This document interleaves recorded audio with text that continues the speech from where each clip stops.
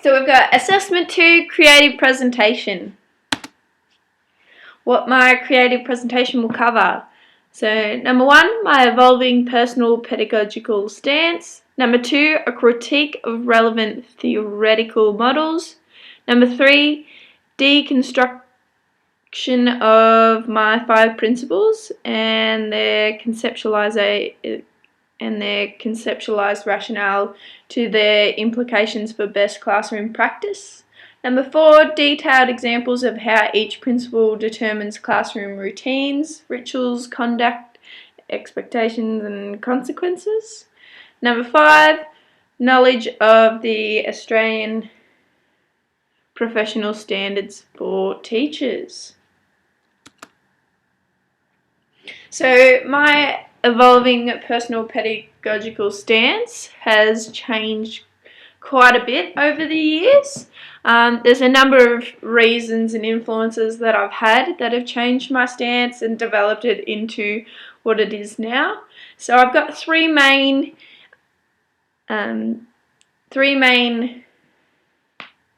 influences that have changed the way I've created my pedagogical stance, and they were my upbringing, my experiences through university, and my own pedagogical stance presently. So my upbringing, specifically how my parents introduced me to a pedagogical stance.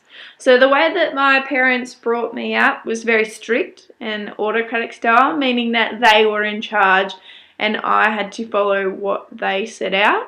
And if I didn't follow what they said, there was lots of consequences to those, and those generally included physical consequences such as getting a smack or being sent to the room. There was also a lot of rules that my parents set, and I had to follow those rules the way that they set out. My next one is university. So this was still an autocratic style. We went to university, teachers sat out the front in the class and they presented their piece and the rest of the kids sat in rows. There were still rules and regulations that we had to follow.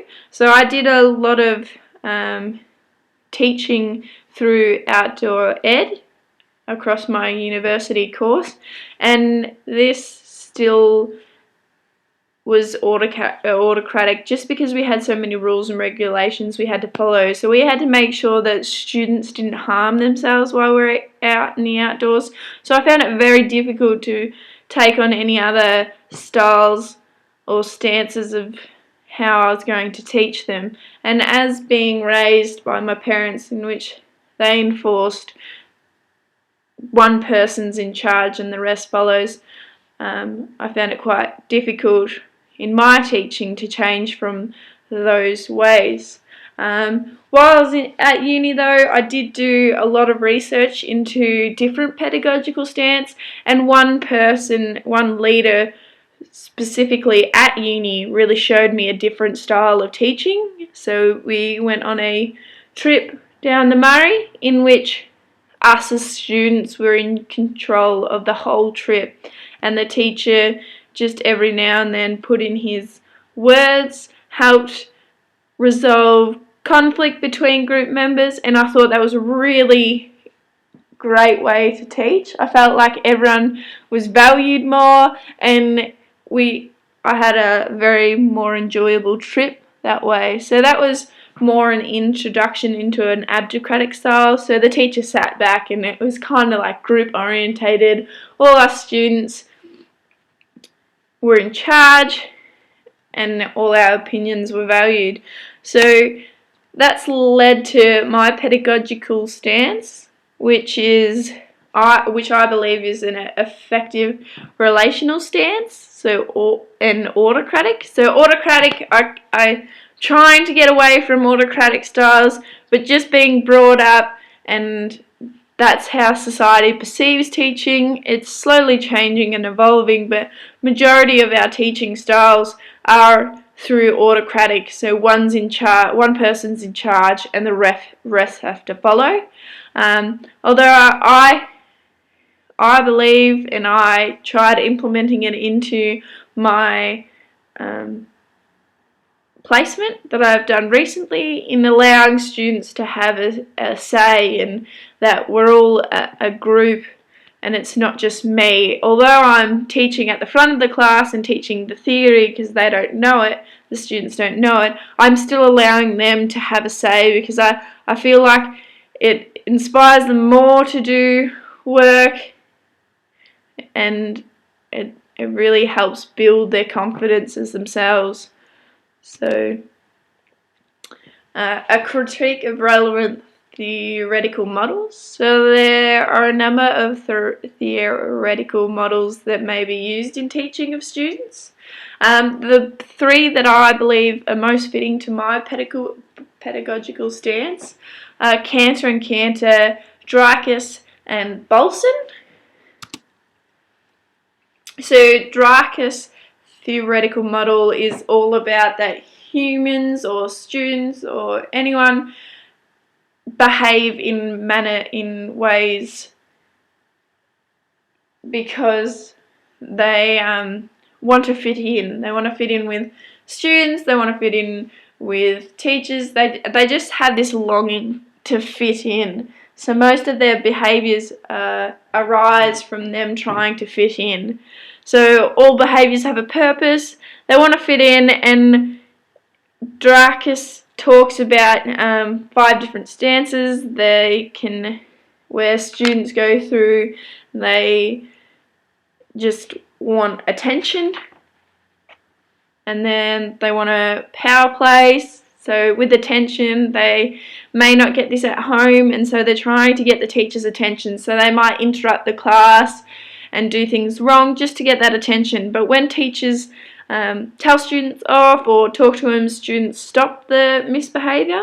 Then there's power. So students may want power over the teachers in a way to fit in. They want to feel as though they're valued, so they try and overpower the teachers. And then there's revenge. So if they feel attacked and don't feel valued, they tend to revenge. That could be on themselves, so self-harm, it could be on other students, and it could be on the teacher, and that leaves teachers feeling quite down about how they're going and how they're influencing that child. And then they've got withdrawals, so children just can't take anything in, and no matter what teachers do, they can't get through to them. So I believe Dreykus is one of the ones that best relates to me and my pedagogical stance, because he talks about how it's group oriented. So if teachers come in and allow students the option of feeling included, everything's one level. There's no teacher and then students lower. It's just one level. And I believe that fits in with my pedagogical stance because I want the students to feel like it's community, that they can have the option to speak different or have different ideas, and I believe that will help their education and their knowledge and their thirst to become interested in learning. So my next one is Cantor and Cantor. So Cantor and Cantor, I don't agree with them completely. So Cantor and Cantor talk about how teachers are in charge and they set rules. I don't really believe that goes in with my pedagogical stance, because I feel that as though my pedagogical stance is more about community and everyone involved, where Cantor and Cantor talk about the teachers in charge and the students follow. But some aspects of Cantor and Cantor that I really value is that Cantor and Cantor talk about how teachers need to have clear expectations for students. They need to set guidelines for students and establish appropriate consequences and follow up with those consequences. So although I feel like that students should be involved and it should be more centered around community, I feel that teachers also need to be organised and have clear expectations, so all the students know what's going on and all the students can have the appropriate consequences, and that follow-up actions are all level playing field, not that the teacher's in charge, and if they're having a bad day, students lose from that. Another thing that Cantor and Cantor talk about is that teachers need to, that assertive discipline's not all about disciplining children, it's also and mainly about catching students being good and letting them know that they've been good and that the teacher likes it. And I feel that if I was to follow this model fully, I think it would just be so tiring for myself trying to watch all the students individually and trying to pick what they're doing good. And some days students may, just from outside influences, just not show anything that I might not see as good, and it's quite hard to follow the model in letting students know they're good every part of the day, or at least once a day, when myself and the amount of education I've had, I don't think I could be able to pick out all the aspects of what the children are being good and fully tell them and explain to them how they're being good.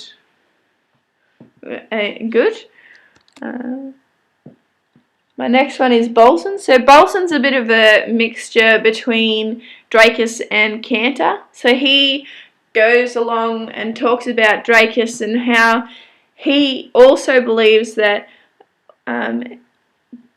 belonging is the basic motivation and that all behaviours have a purpose.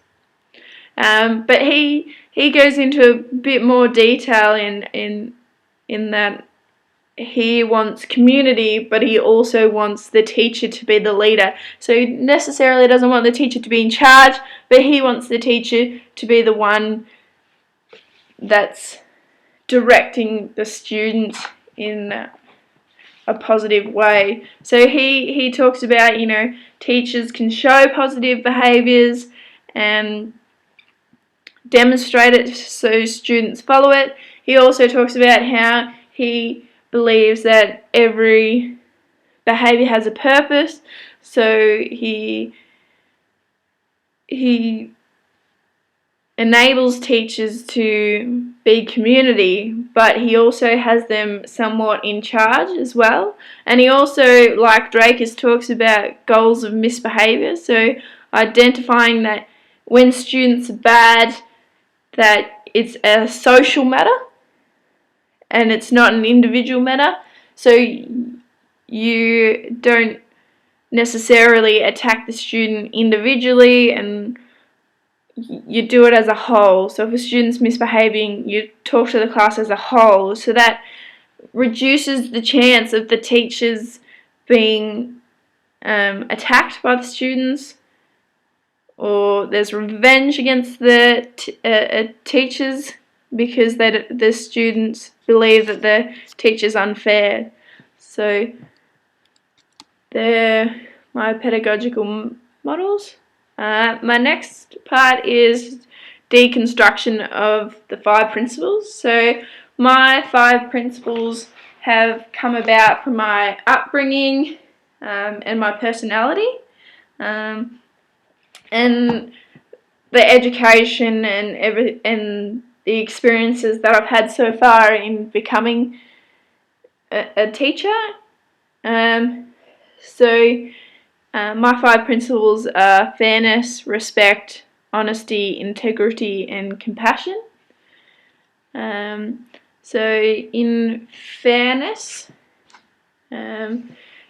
this is where teachers, I believe it links with my pedagogical stance, because I want everything to be a community, everyone's involved, everyone's on the one level. So in fairness, it allows both sides of any story to be heard before any judging occurs, and the judging can happen as a community, and you don't simply judge or decide what the fairest action is in the circumstances without involving everyone, so it's a fair playing ground.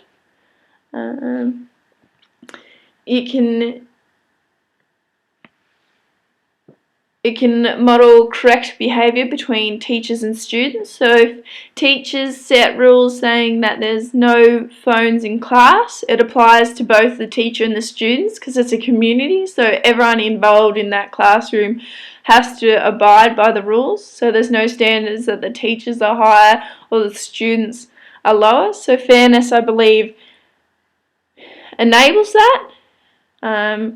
It also allows that if the teacher does get something wrong, there's that atmosphere and environment so teachers can apologise, and enables them to just show that not everyone knows everything, and so if they've got a different view, that it's still valued. And it makes sure it enables students to learn better as they have this environment where it's engaging and challenging and fun, but it's just level. All students are on the same basis, no matter of their background, no matter of their educational level, no matter of their development. All students are at the same level, so it enables this environment where students can really get engaged and feel like that they're a part of it, and that they can really grow as an individual.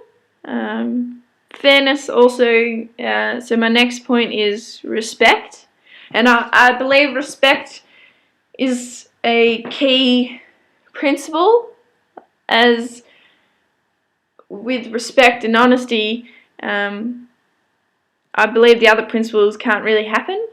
So respect it's about respecting others, respecting yourself, respecting opinions, ideas, and I believe it enables a supportive atmosphere. It makes the children also feel safe. It enables them feelings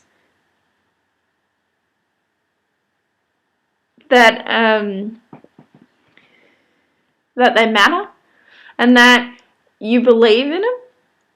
So and it discourages aggressive speaking towards students and students' aggressiveness towards teachers, as students can show respect to the teacher and the teacher can show it back to the students. It enables that students aren't compared to each other, that you have respect for them, and it shows that you are offering a learning experience that's worthy to them,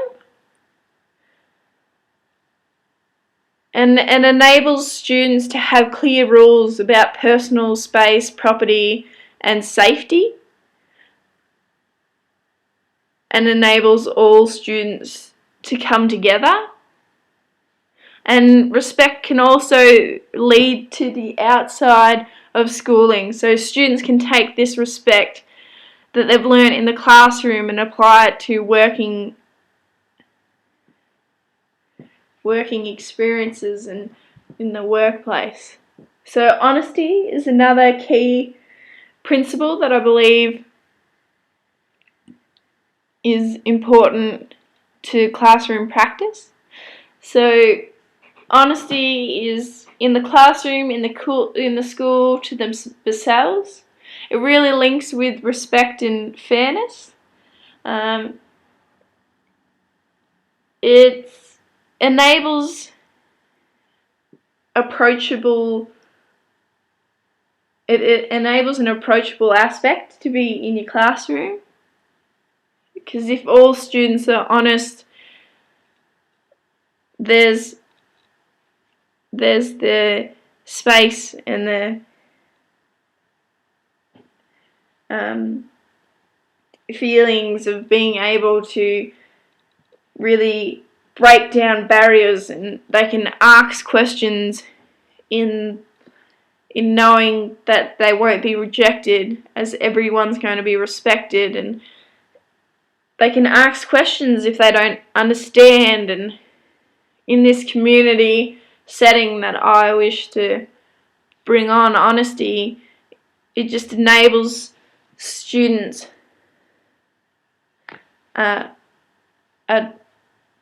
the worth of trust in a classroom. It makes students clear on what may be confidential. So what happens in the classroom can stay in the classroom, and everyone can still be involved. It enables that teachers accept that they can be wrong, and enables students to be able to identify that, and it can just enable the bond between teachers and students. So it enables students to make mistakes and to grow from those mistakes. So integrity is my next one, which enables everyone to be able to trust each other in the classroom, and enables everyone,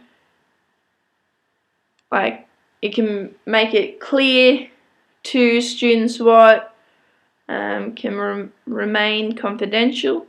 It shows students that approaches are positive, and that teachers don't hold grudges about their misbehaviour, and enables teachers to accept that they could be wrong. It enables acceptance of students being wrong, and enables the chance for them to grow from it and learn from it.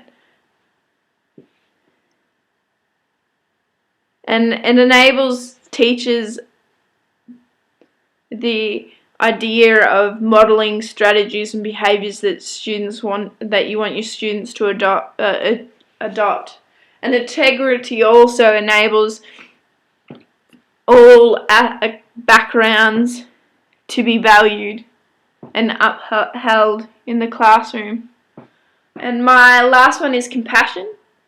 So compassion, I believe, enables students to feel as though they are cared for, that everyone cares for them, that there's kindness and attention being shown throughout everyone.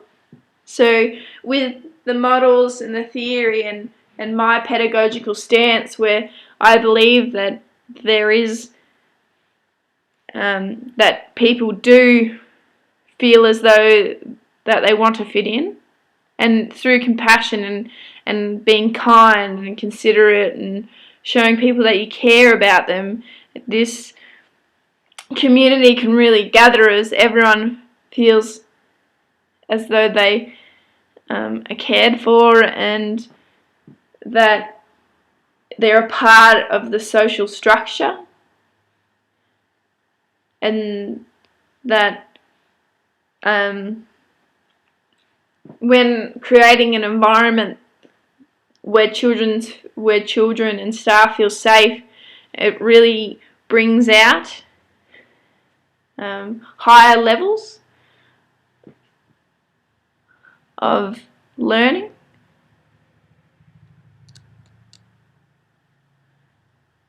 So this is detailed examples of how each principle determines classroom routines, rituals and conduct, expectations and consequences. So routines that I would have set up in a classroom is teacher-student greetings and goodbyes, communication of how everyone is feeling, start and end of day, sharing of communal resources, openly organised and set up classroom. Students may leave and return to outside facilities such as toilets and locker. So this really underpins my honesty, respect, integrity, and fairness and compassion.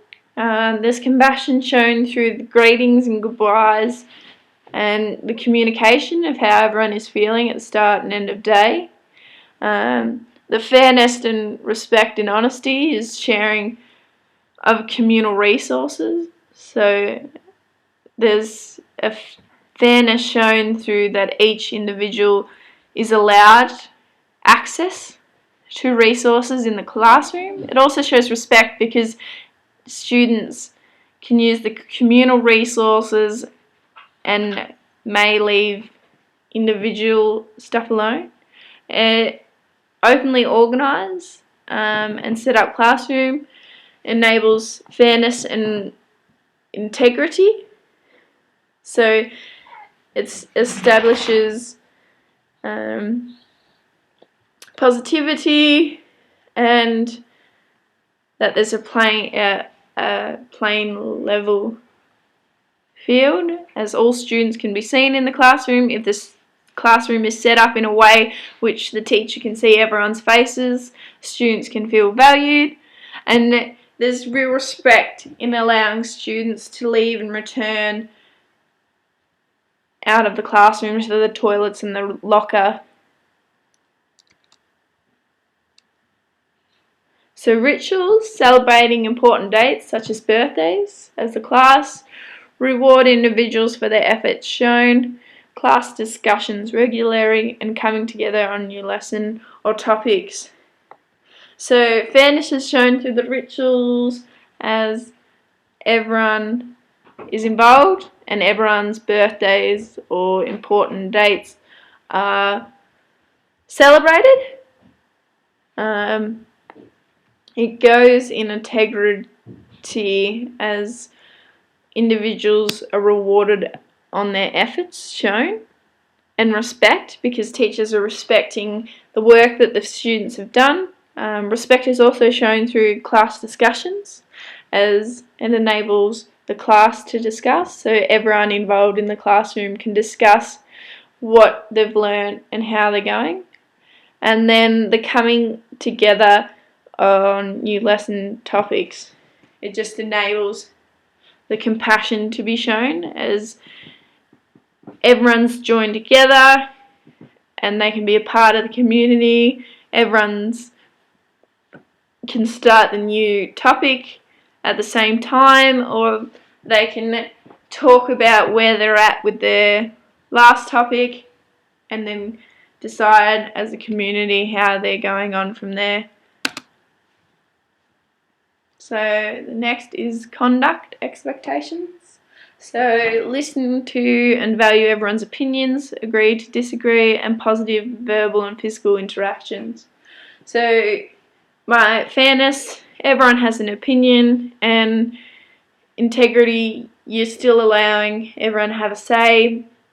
Students are agreeing and teachers are agreeing to disagree. Compassion can be shown through the physical and verbal interactions as they're positive. Respect is shown as everyone in my classroom is enabling verbal and physical interactions that are positive and will build up on students' learning and students' needs and students' development. So there's a high level of respect because students are going to respect each other, and therefore the positive is going to be shown more through the verbal interactions and the physical. And there's also the honesty element where everyone has their opinion and they can show how they believe and they can be honest about their opinions, and there can be honesty shown through the interactions. The last one is consequences. So they're consistent, they're known by all, and involve support from external individuals such as families. So fairness is shown through consistency, and my pedagogical stance of active, like, relational aspects such as community, as can be shown. So known by all, it's part of that community, and fairness. All the consequences are going to be consistent. Everyone's going to know what they are. No student is going to be set on a pedestal to the rest. And it involves support and external individuals such as families. So that caring and compassionate, that the consequences that happen affect the whole class as a whole, and it's not just individual, it affects everyone in the classroom. So it's not just between the student and student, or students and teachers involved. And so enabling family and other people involvement in the consequences, and knowing the students know that external individuals such as their family can be involved, it just enables a higher respect. So when taking into cultural backgrounds and the way that they behave, and that may or may not conform to how you perceive, it can still be dealt with appropriately, and by including the family, you can gain a better understanding on how to make the consequences fair.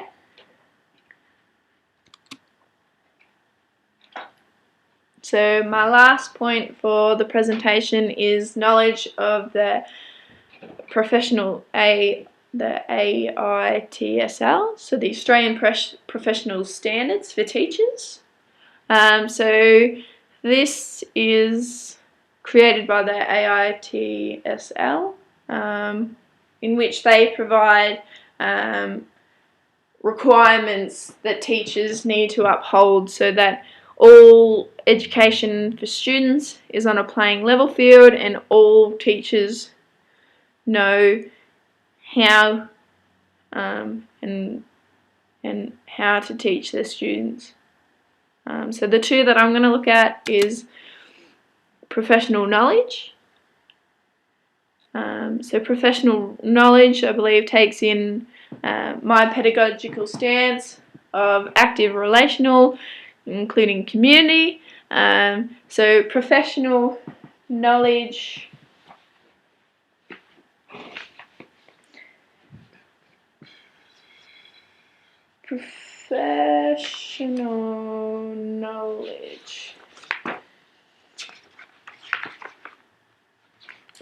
takes into account two key aspects, such as know the students and how they learn, and know the content and how to teach it.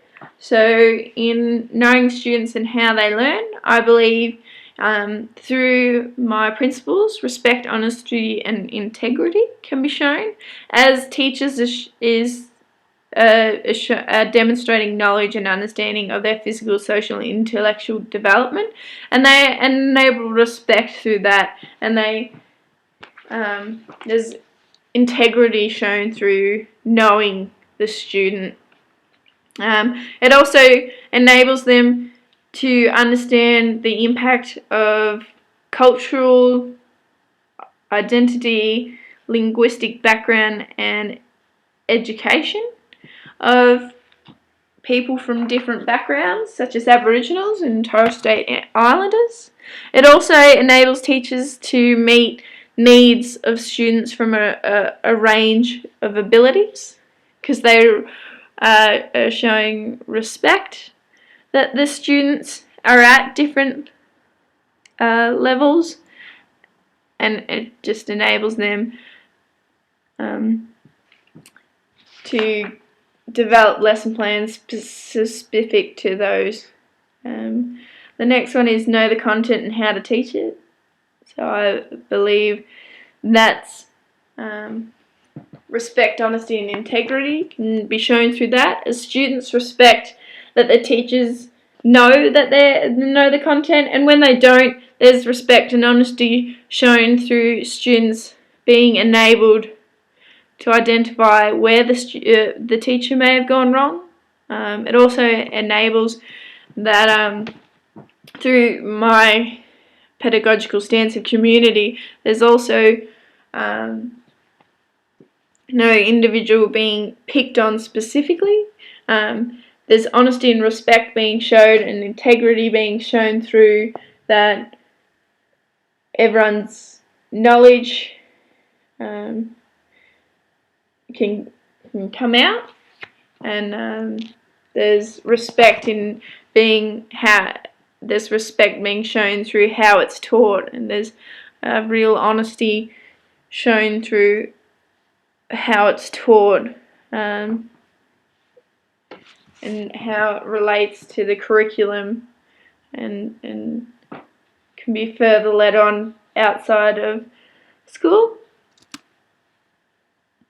The last one is professional practice. So I believe respect, honesty, community, and compassion can be shown through this.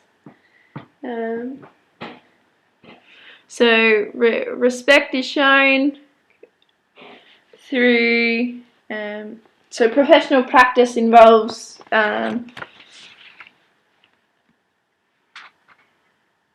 three main topics. So that's plan for and implement effective teaching and learning.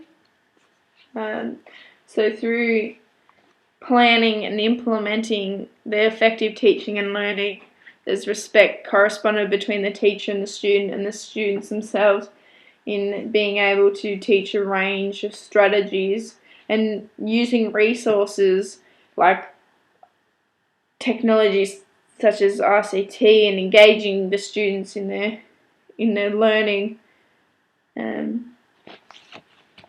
There's also another point in professional practice is create and maintain a supportive and safe learning environment. So I really believe compassion and honesty can come through that, as if all students are showing positive verbal and physical interactions with each other, and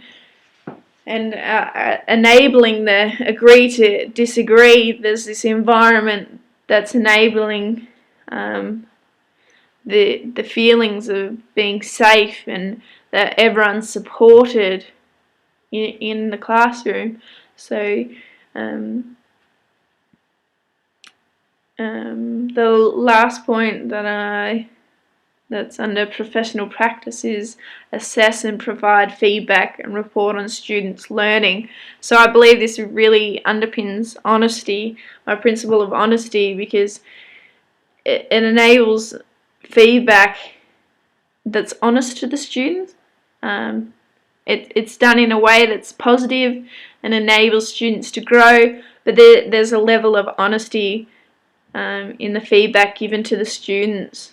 And it's done in a timely and appropriate manner, as there's respect and integrity shown throughout, and there's this idea of community shown through that. So this feedback might not only be from the teacher, but it can also be from the students, so the students can comment on how they thought the teacher's lessons went, and ideas and ways in which the teacher could effectively teach the content to the students through this. And these are the references that I use throughout this piece. So these are the people that I did a lot of my research through to underpin my pedagogical stance and my 5 main principles.